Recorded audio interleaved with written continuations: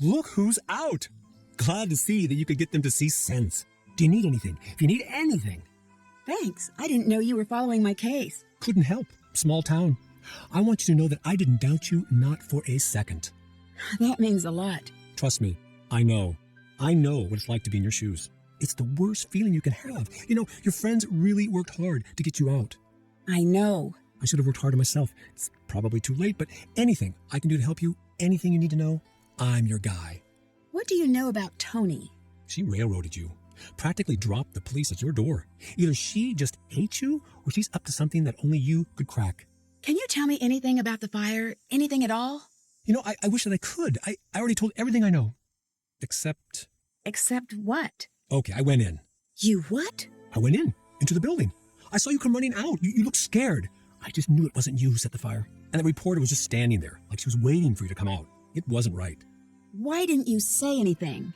It wouldn't have mattered. No one listens to me or trusts me. Will you testify to that? Yes, but it's not enough. You need more evidence. Why did you go into the town hall when it was burning? The time capsule. Bennington told me he'd put the magnifying glass somewhere I wouldn't find it for years and years. I always assumed he meant in the time capsule. I was just hoping to finally be able to say, see, I didn't do anything.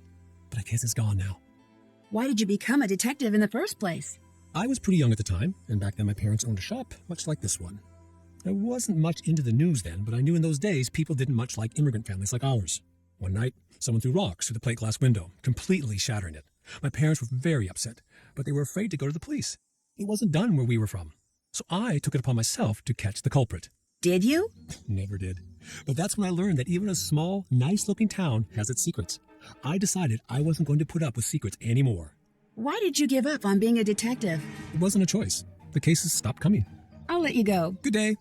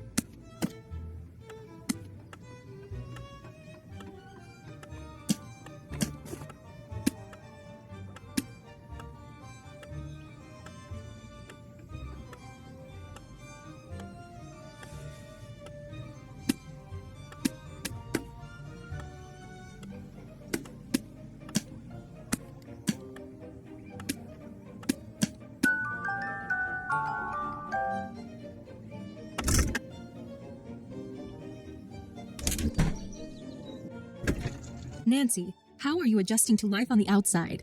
Fine, thank you. I'm not in the mood to do an interview. That's okay. Everything you say will be off the record. You're still holding your microphone. Sorry. Habit. Still holding it. All right. You're good. Word of warning, I will get the exclusive. I always do. Why wasn't your van at the fire? It was. I just came separately. I share the van with other reporters sometimes. Can you tell me a little bit about your van? I never pictured myself as the kind of person to drive around in a van. But I have to admit this one is pretty cool. Why is that? First thing, it's less of a van and more of a mobile action center. I spend more time in here prepping stories than I do at home. Why are you playing me up as a villain in the media? I'm just doing my job. I'm letting the world know about all of the suspicious things you've done. You should be reporting on the truth, not trying to grab a better job. My life is at stake. Mine too. And anyway, what good does telling the truth do if no one can hear you? Is there a way I could get in touch with you later? Good question. Why don't you take one of my cards?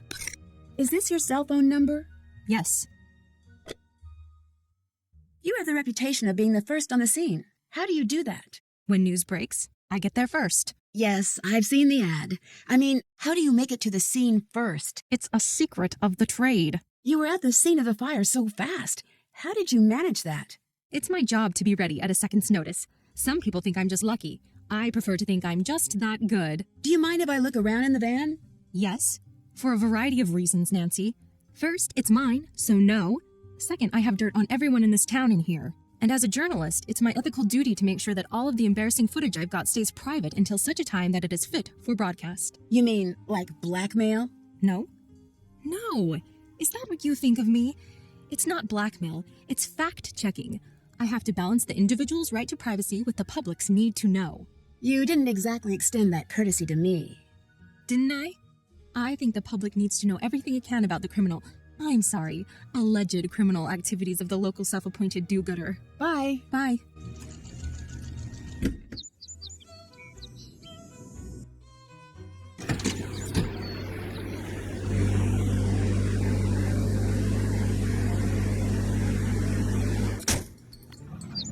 Look what the cat dragged out of the jail. Good to see you were so concerned. Oh, I'm sorry if I was misleading. I wasn't concerned. I want to know what you were doing at the fire. Why were you there? Look, I don't care about the stupid clues challenge. I really don't. The only reason I was in it was because my dad never shuts up about how I need to be active in the community and blah. Then why were you following me? I assumed you were cheating. Why would you assume that? Because I was cheating. I thought we were all cheating. That's why I thought it would be fun to catch you in the act. But instead, you did something super crazy, which I did not anticipate. I didn't set the building on fire. That's cool. Just so you know, you do a pretty great impression of someone who's recently burned down a building for no reason. Why are you hanging out here today? Can you tell your friend to stop spying on me? It's distracting. I'm not spying on you. The fact that you responded proves my point. Oh, shoot. Thanks for being so helpful, giving Ned all the information. Just looking out for my number one buddy. Right. Your boyfriend's cute, and you were in the clink. I think I'm blameless here. Well, I think.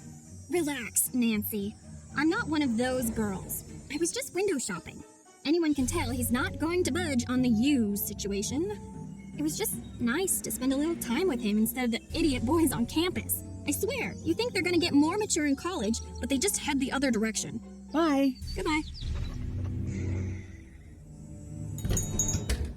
Nancy, happy to see that you're doing all right.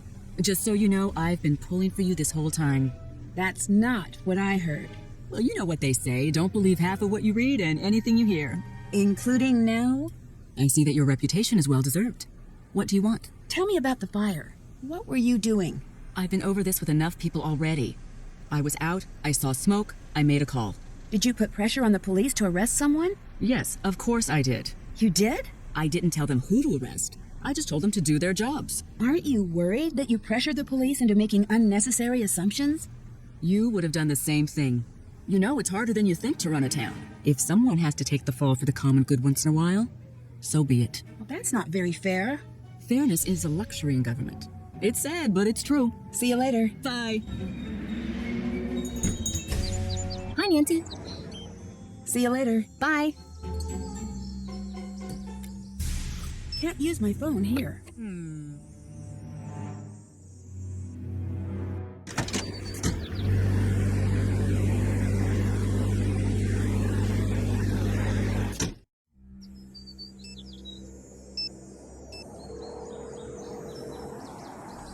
You have reached the Heights 9 Action News line for Brenda Carlton. Please speak clearly when prompted. To report breaking news in the North River Heights area, say yes. Otherwise, say no. Yes. You have indicated a breaking news story in the North River Heights area. Brenda Carlton will be notified directly. Goodbye.